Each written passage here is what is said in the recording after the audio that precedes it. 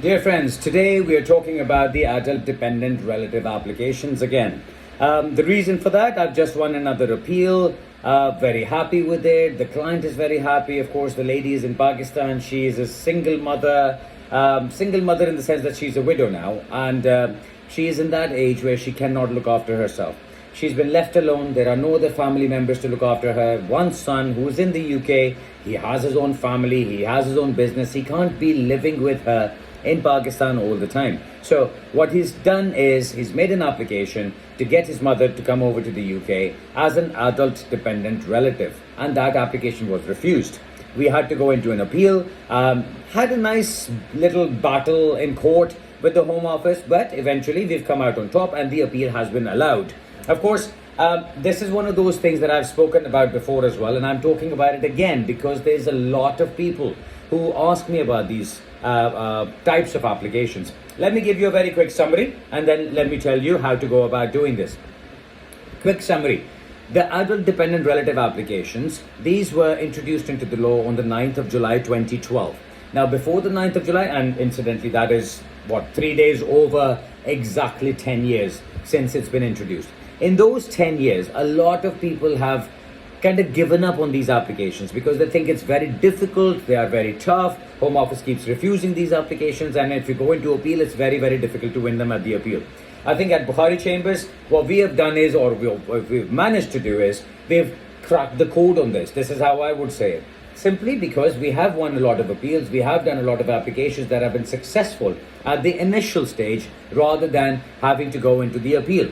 But I would still say, if I was advising you the first time, I would say expect a refusal on the adult dependent relative application. That's the first stage. And if you do get a refusal and get a right of appeal, then that is the stage where you expect to win it. Because when you're in court, you're able to go through all the evidence. You're able to tell the judge exactly what the situation is. You can discuss what the other options are. You can discuss whether there's anybody else there or not. So what is the law? The law simply says, by reason of age, illness, or disability, the person, the applicant, is unable to look after themselves on a daily basis. And because of whatever problems they have, they require long-term personal care.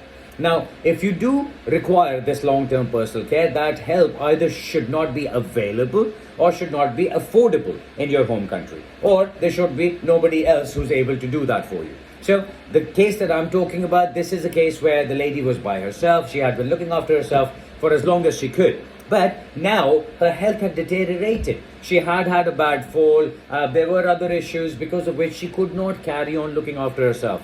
You know, sometimes I remember my father was diabetic, and at some point he took his medication twice and he went into hypoglycemia, which was really bad. He fainted, and if there was nobody around him, that could have been very dangerous. So these are the kind of things that I understand people go through, and that is why I'm sharing this with you.